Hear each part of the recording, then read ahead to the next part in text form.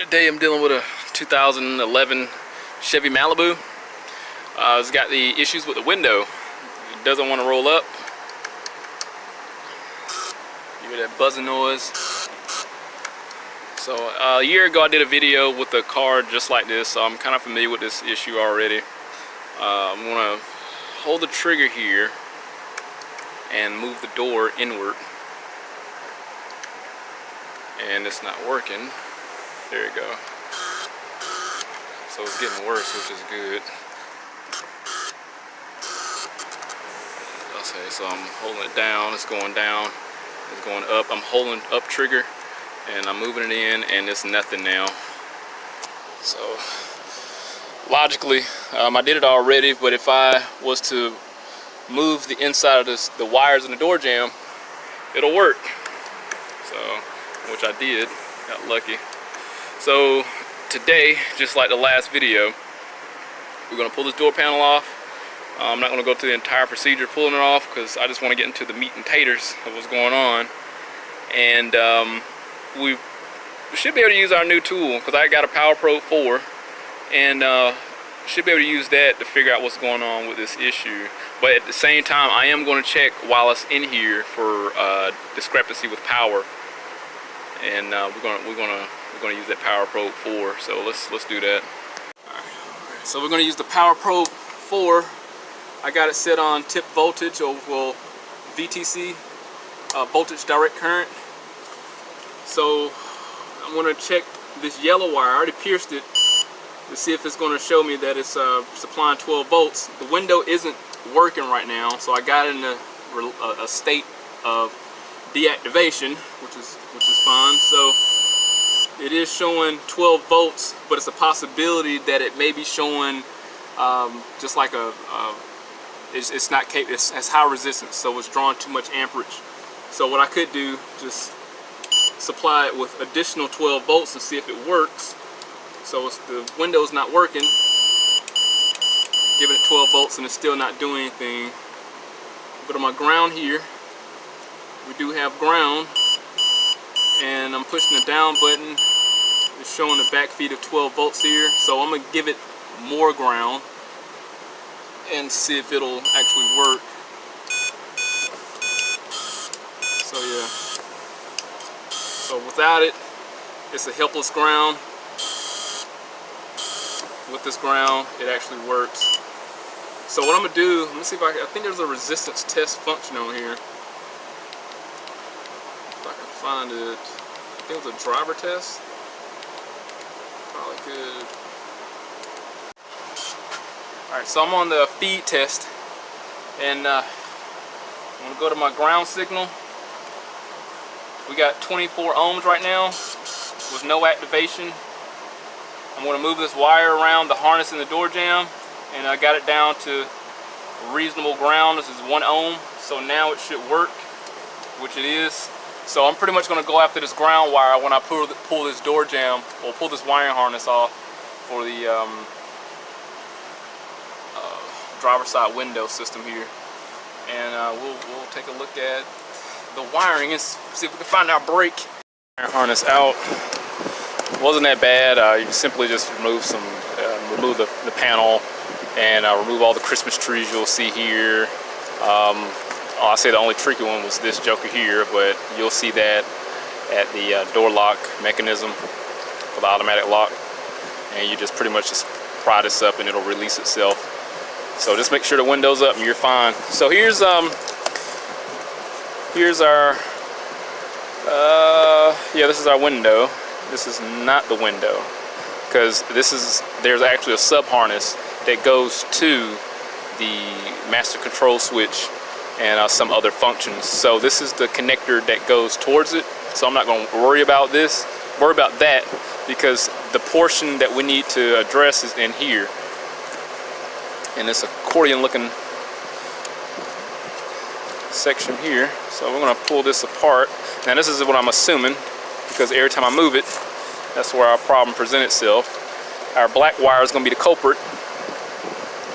And what I'm going to do, just see if I see anything like stiff areas, like any pinched areas. So This looked like it could potentially be a problem here. This is pretty blackened. I might just splice into it a little bit and see what it looks like, but I wonder if that heat there is because of high resistance. But we might just take a splice in there and just observe that. All right, let's get linked up with our black wire.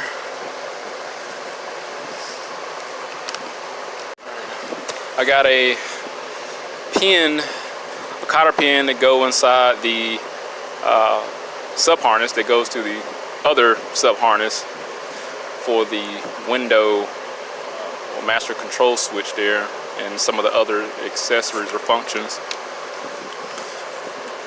This is connected to my ground, and the ground portion to where we need to be on is this black wire here.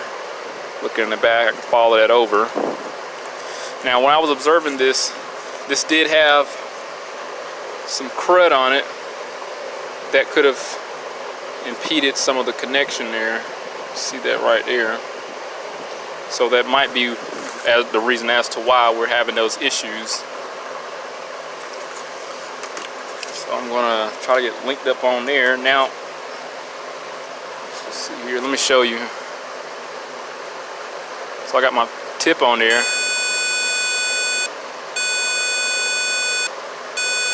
And it is showing higher than normal resistance, but if I move it just right, we got 20 ohms, 15 ohms, somewhat similar to what what we were witnessing when we was messing with the door there. And it's like that on the other end also. So I'm moving it up a little bit real slow, and it's an open circuit right now. Move it back. So yeah, this likely is going to be our problem, but what I'm going to do, I'm going to put an alligator clip on this, and on the tip of this power probe, move the wires around and listen for a broke connection. So I know that's going to be pretty annoying, but I'm going to do that off camera. Alright, so after a while of moving it, there's no change.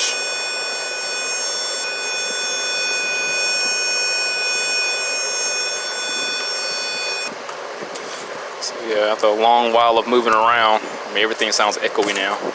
There was no change. So this is simply just going to be our problem as to why the windows want to intermittently work. I'm going to clean that off really good with the pick. As a matter of fact, let's just go ahead and remove it altogether.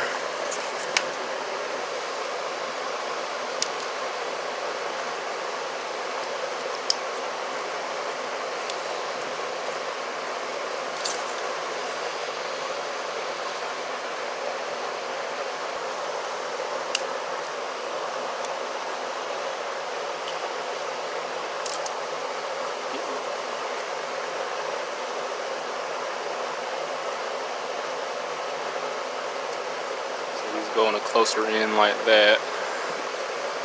Alright. Now I think I can fully remove it now. So I had second one over.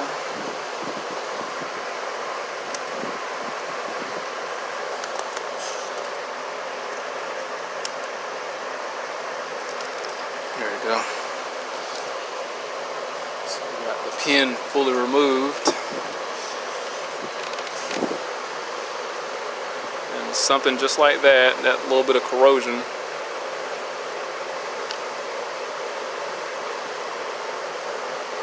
caused all that commotion.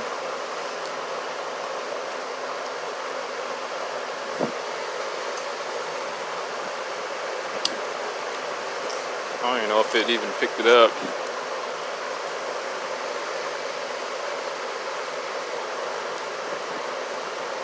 Yeah, that's it. You know, I probably could do is put it in a wire brush right beside me. As a matter of fact, I'm gonna do that now. All right, here's our one pass on the wire wheel. I just put on a wire brush, and it worked out pretty well. I'm gonna do another resistance test and sure that everything's fixed and it's going to work properly. I can find my wire.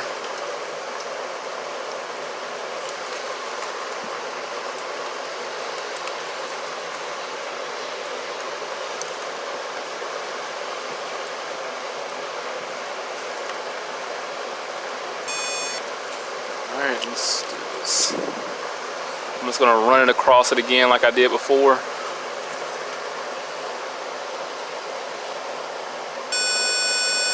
Real slow. No issues.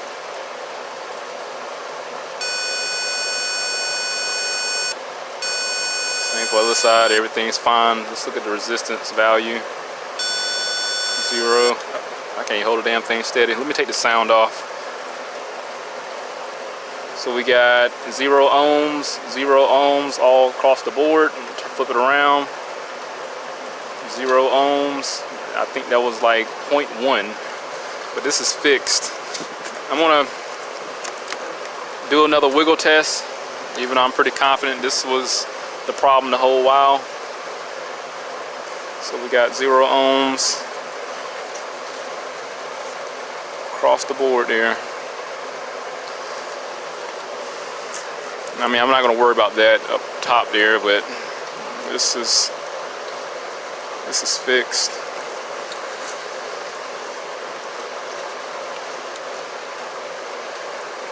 I think we're good, man. All right, I'm going to get everything back installed. See if I can remember how to put this back together. So I'm going to check my pins here and make sure everything's lined up properly. I had pushed them all out at one point, so I'm gonna do a test fit before I put everything back.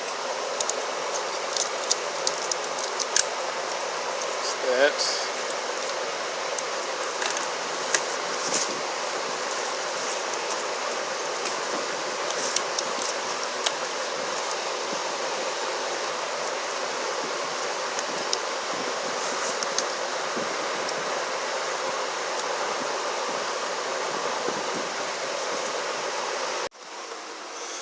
Do a test. I'm going to do a test fit of the harness before I put it back in there. It'll be nice if I could get this back in there with it connected. I'm gonna try to do that first. So let me see if I can just get it in here, and then I can just slide the wires through here, the door. Let's see what happens.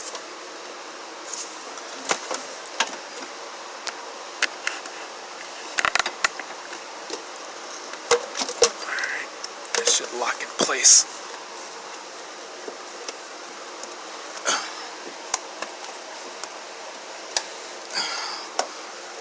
Nope.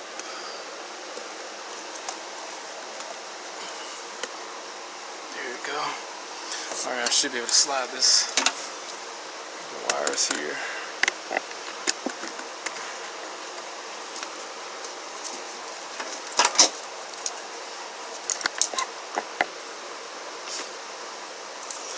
I should be able to slide these wires back in place.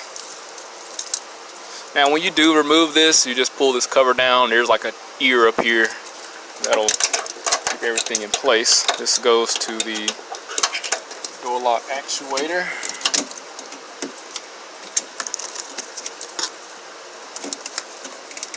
We got the window motor.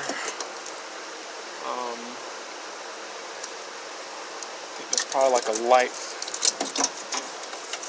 No, that's the airbag. That's what that's for. I should have known that. The motor, sub harness. So the other sub harness, and then we got the light and the side glass.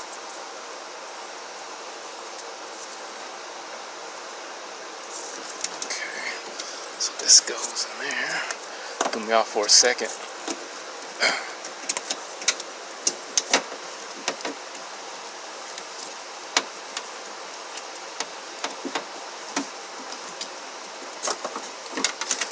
This loom goes on the inside of the window track.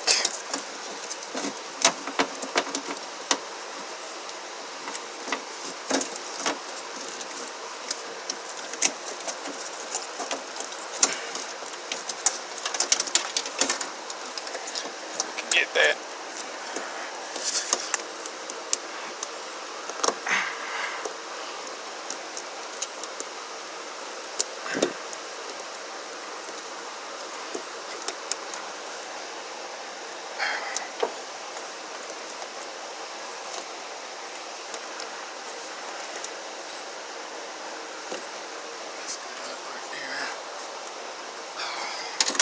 Not right. If it's not clocked properly, I can always put W40 in there and twist it. That'll give me some wiggle room. It should go above this, like so.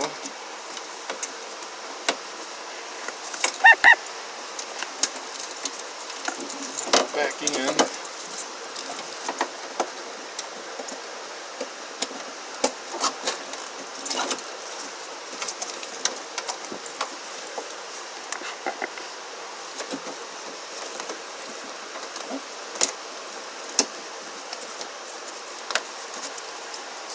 That, and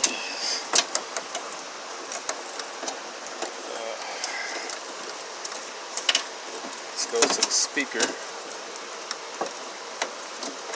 track in the back.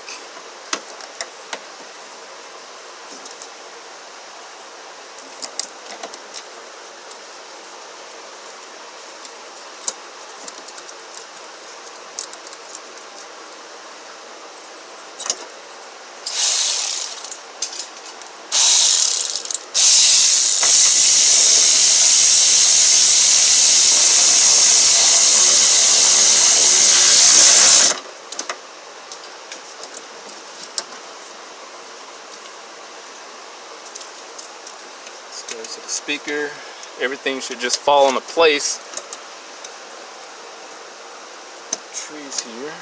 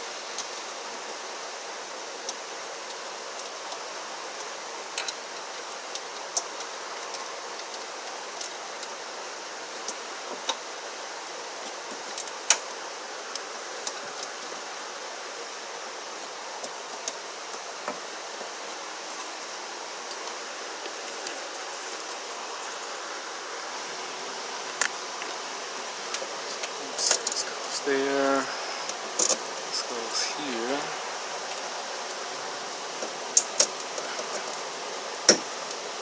I might be wrong. Here.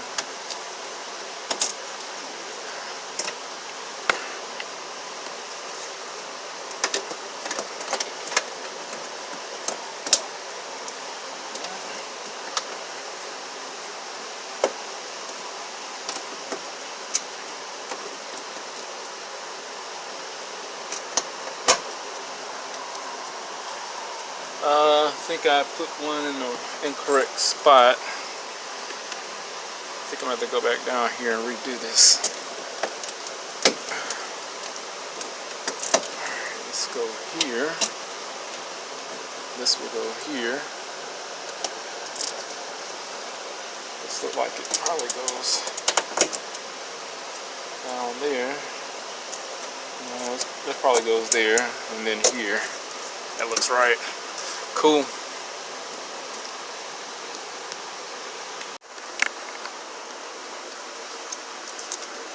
Speaker in there.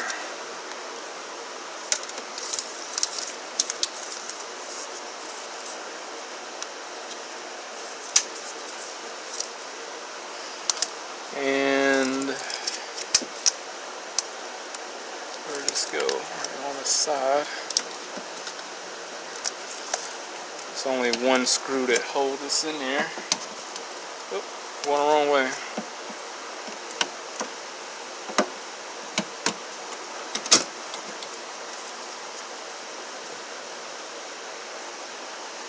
It's going to be this 117.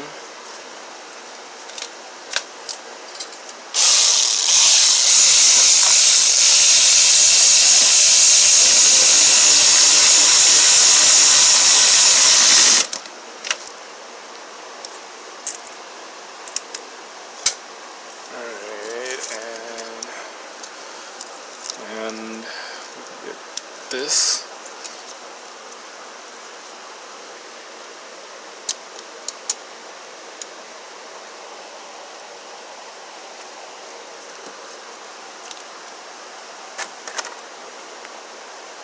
Right, everything is reassembled. The door's working like normal. The window's working like normal. So before, you know, if you caught it the right spot, you will hear that break in the connection and that low voltage, that frequency. So it was obvious once I got everything out and inspected the pins that connection, that break, not that break, but I want to call it a break, but that distortion, that it was a connection of high resistance. It blackened out or distorted the connection where it didn't provide that pin with a low resistance connection, and that's why we got a poor ground. So that makes sense. So if I move this ever so slightly, the connector itself is immediately behind this insulation here, and it would cause the pin to hit that rough spot or that breaking point in the connector, and that's why we had what we had. So that was pretty obvious. We did the resistance value and found that out. So I'm gonna get everything cleaned up, get everything installed, but we'll see if this hold up. Hit that link, subscribe to the channel, stay informed, have that reassurance on my work. See you next one.